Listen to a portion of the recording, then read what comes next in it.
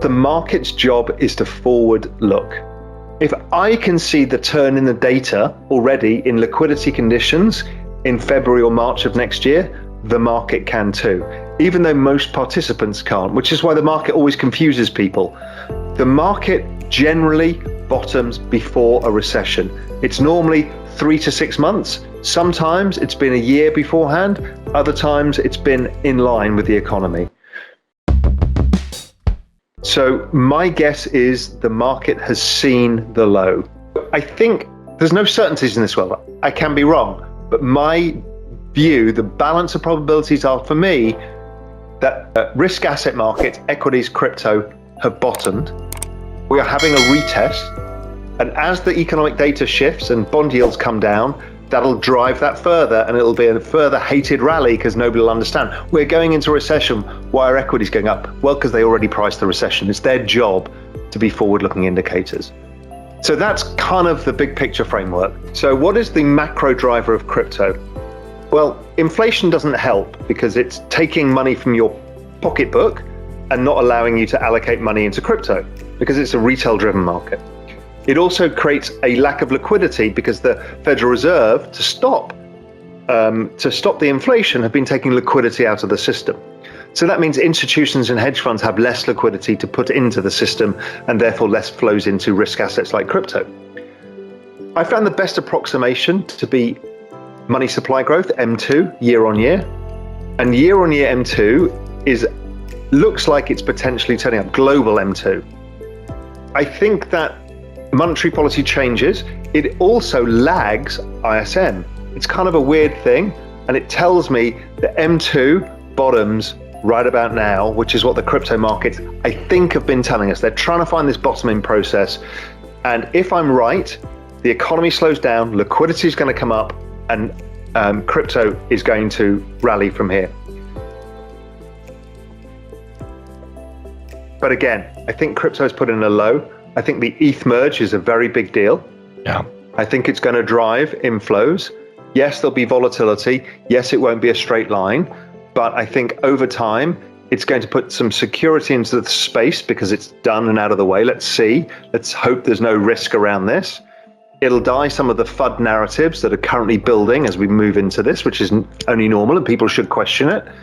And then we'll see on the other side, when you've got this yielding asset that is a giant in the space, what that unlocks in terms of DeFi, the opportunities for institutions to invest, and other opportunities that come from a different asset. Also the ESG credentials.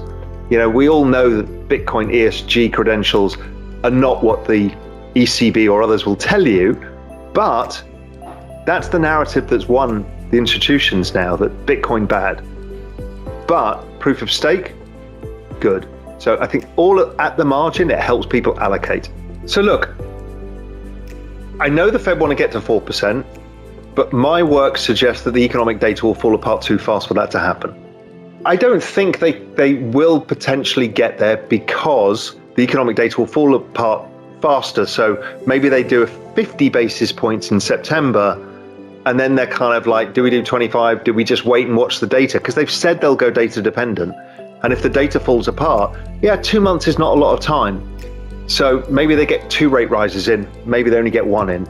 I think it's going to be difficult if I'm right about the economic data this month. I think it's going to be really hard for them to do 75. I think they'll go 50. They've already said it's 50-50 anyway, whether they'll go 75 or 50. And then we should start to be getting to the grips of the massive slowdown in the economy that I foresee, and therefore they might not get to the 4%. But they will pause and wait.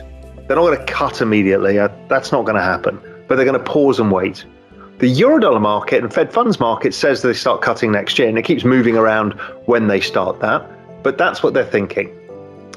The other big part of the equation is the dollar. The dollar is the key asset of all assets. It is 80% of all world's trade is priced in dollars. So if the dollar goes up or down, it matters. The dollar is driven by global liquidity as well. And there's massive dollar borrowings around the world. More people borrow in dollars than any other thing. So when liquidity is drawn away, people scramble to pay back their loans, and then countries go bust, like Sri Lanka did, and places like Colombia have been running into trouble. So the dollar has been on this screaming bull run. It's now the second biggest bull run since 1996. I'm not sure it's yet peaked. It will do when monetary conditions back off significantly, but we're not there yet. Even if rates come down a bit, it's not clear the dollar will do it because Europe is a big drag, China's a big drag.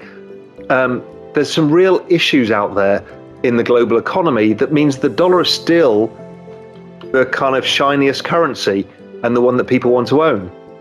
But the dollar moving up and down drives asset prices a lot because most things are denominated in dollars. So the dollar going up is bad for the rest of the world. So it's good for the US because you import more goods than you export, therefore the prices of goods goes down.